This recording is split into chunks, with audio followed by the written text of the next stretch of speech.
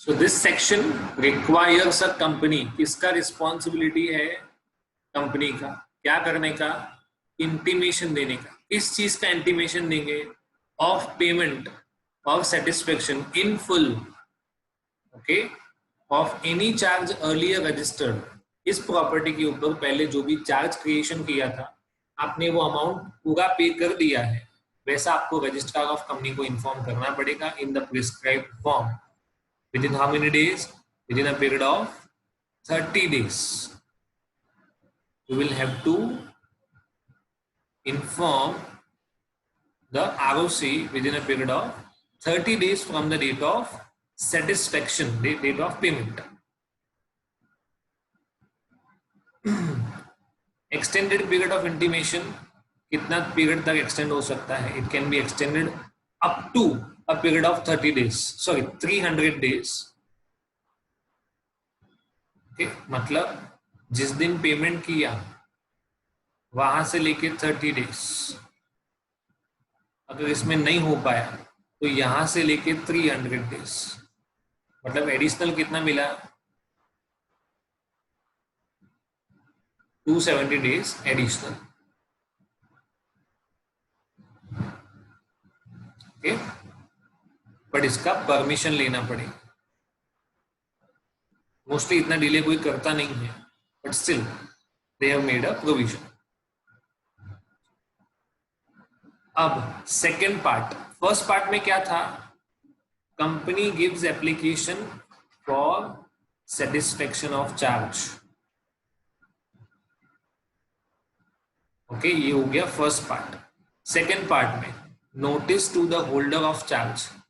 ये जो कंपनी ने किसको नोटिस दिया होगा? आरओसी। तो अब आरओसी किसको बोलेगा? लेंडर को। चार्ज होल्डर, बराबर, lender is a charge holder. उसको बोलेंगे कि क्या आपको कोई प्रॉब्लम है? अगर है तो with in 14 days of intimation, हमने आपको जिस दिन इंटीमेट किया है उस दिन से लेके 14 डेज के अंदर अंदर आप हमको अपना ऑब्जेक्शन फाइल करो। Why? Satisfaction of charge should not be recorded. ठीक है? If no cause is shown by the charge holder, अगर चार्ज होल्डर किसी भी तरह का कॉज शो नहीं करता है, then it will be recorded. See, इसका रजिस्टर का नाम देखो, in the memorandum of satisfaction in the register of charges. यहाँ पे रिकॉर्ड किया जाएगा मेमोरेंडम ऑफ सेटिस्फेक्शन। अगर यही रिक्वेस्ट, ये पहले रिक्वेस्ट किसने दिया था? कंपनी ने दिया था आरओसी को। आरओसी ने पूछा लेंडर को कि 14 डेज में आपको अपना ऑब्जेक्शन देना है। ऑब्जेक्शन नहीं आया तो आरओसी सेटिस्फेक्शन कर देगा। बट अगर चार्ज होल्डर आरओसी को इन्फॉर्म करता है कि आप ये चार्ज सेटिस्फाई कर दो, अब जिसको ऑब्जेक्शन होना चाहिए वही बोल रहा है, okay, then there is no requirement of notice to be sent. देखो, यही कंपनी को, यही आरओसी को इन्फॉर्म कर रहा है, तो लॉजिकल थोड़ी ना है कि आरओसी इसको वापस नोटिस भेजे कि आपको कोई ऑब्जेक्शन है तो बताओ। उसको ऑब्जेक्शन होता तो वो नोटिस ही नहीं देता। ओके, अगर लेंडर को कोई प्रॉब्लम है, चलो ऑब्जेक्शन नहीं हुआ तो आगे प्रोसेस बढ़ेगा, वो बात अलग है। अगर ऑब्जेक्शन हुआ तो रजिस्ट्रार उसको नोट करेगा। Registrar will note any objection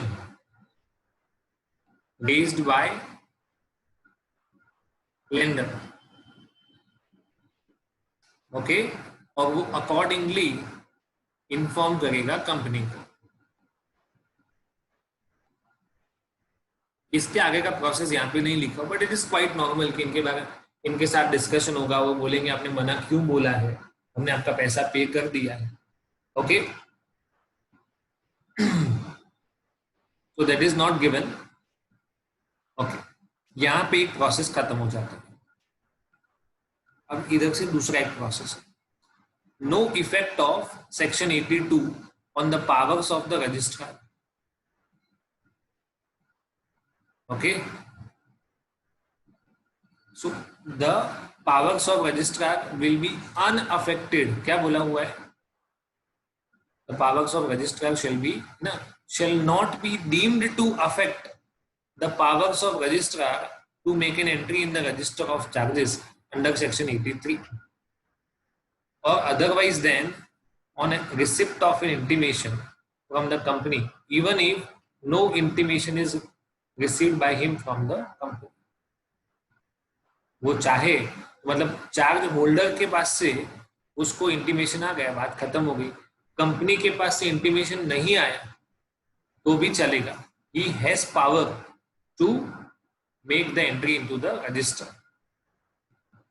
issue of certificate अगर ये कंफर्म हो जाता है तो नंबर 5, पहले 2 था, फिर 3 था, अभी 5. 2 was for registration, 3 was for modification, and satisfaction of charge के लिए है 5. ये पूरा प्रोसेस यहाँ पे लिखा हुआ है. क्लियर है?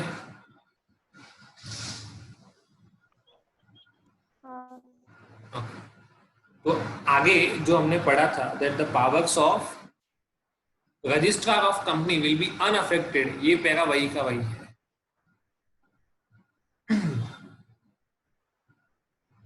ओके, अगर कोई भी ऐसा एविडेंस शो करता है, okay, any evidence is shown to the satisfaction of registrar that the debt secured by charge has been paid or satisfied, okay,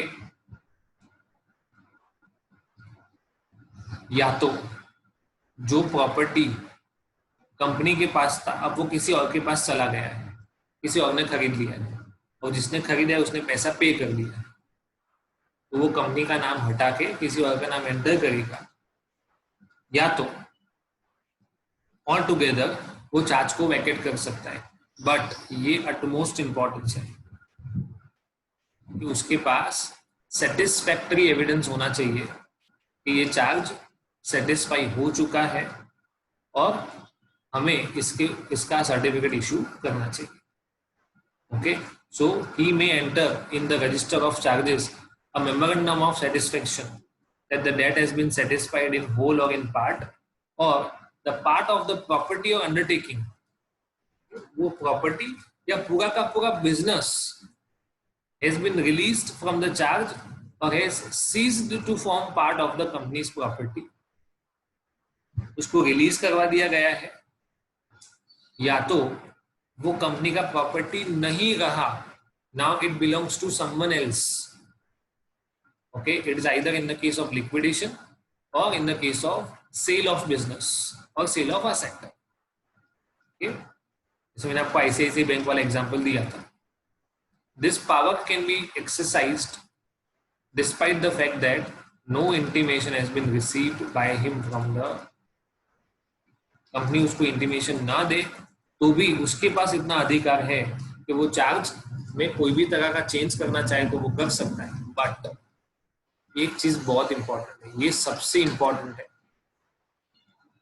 उसके पास एविडेंस का होना बहुत जरूरी है. Okay, the registrar before making any change will inform to the affected parties, okay, within 30 days of making the entry in the register of members. Okay, in case the registrar enters a memorandum of satisfaction in full, he shall issue a certificate of registration. मतलब ये basically modification हुआ, sorry, satisfaction हुआ, that will be CHG 5.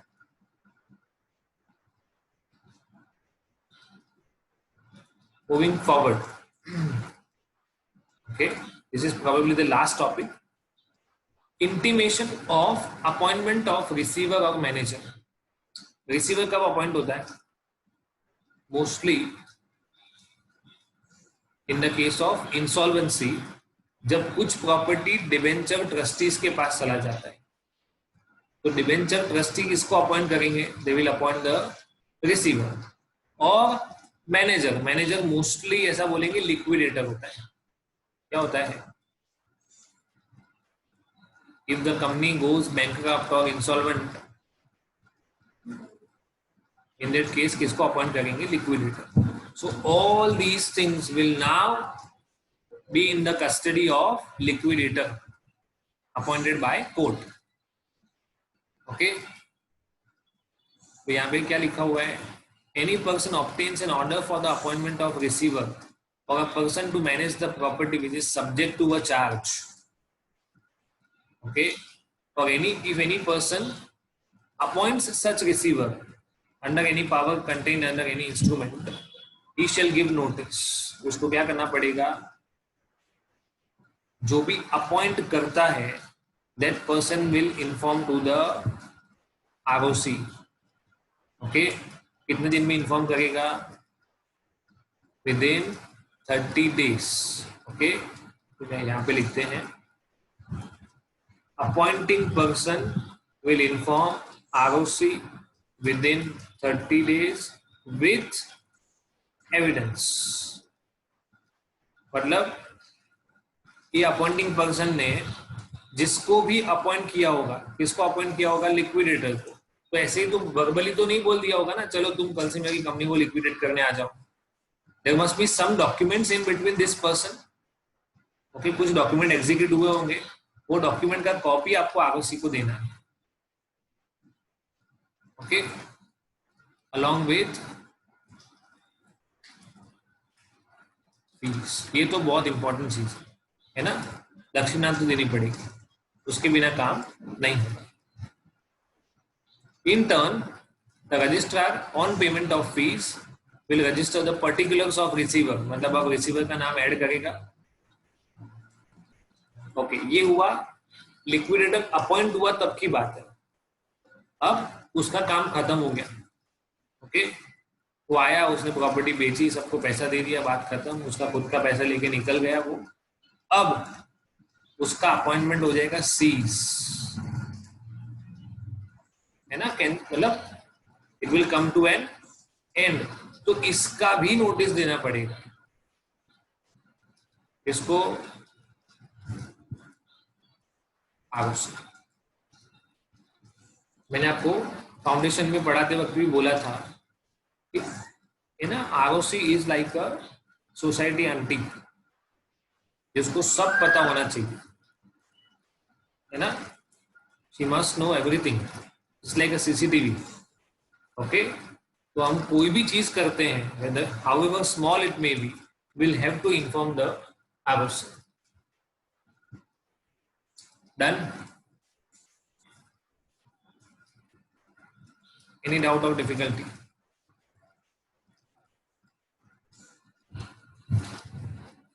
Answer दो फटाफट, नहीं तो आगे बढ़े।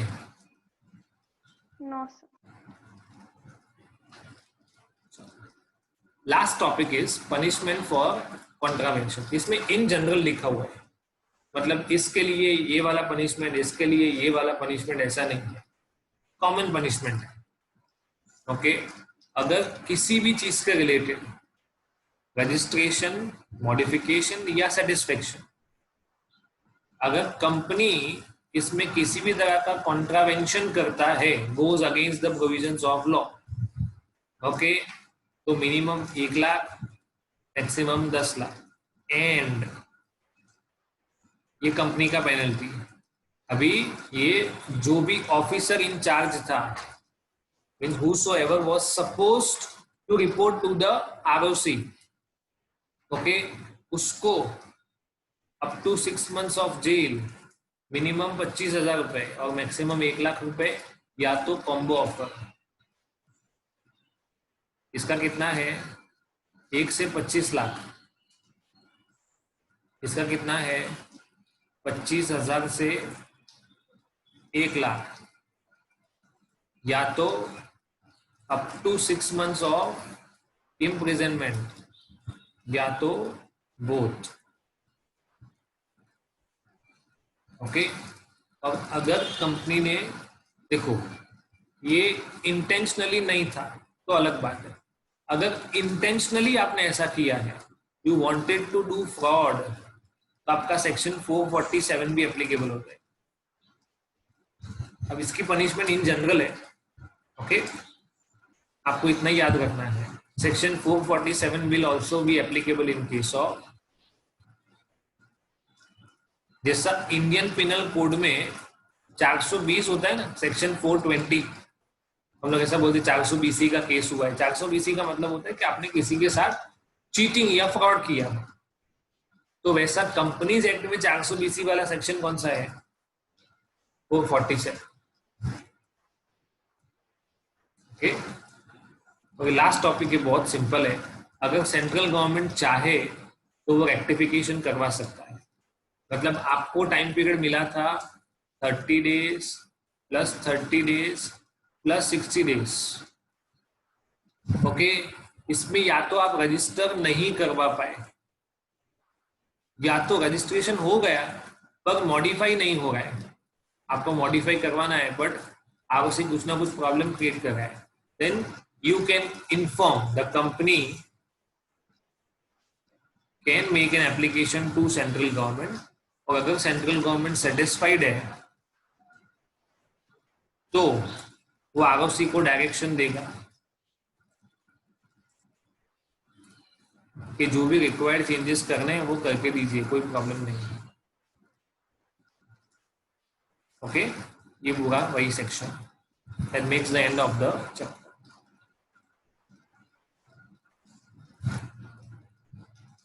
एनी डाउट और डिफिकल्टी?